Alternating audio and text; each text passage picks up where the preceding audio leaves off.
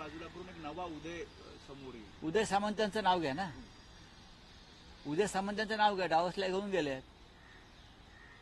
त्यांना समोर केले जाईल. उदय सामंत ह्यांच्याबरोबर माझ्या माहितीप्रमाणे 20 आमदार आहेत.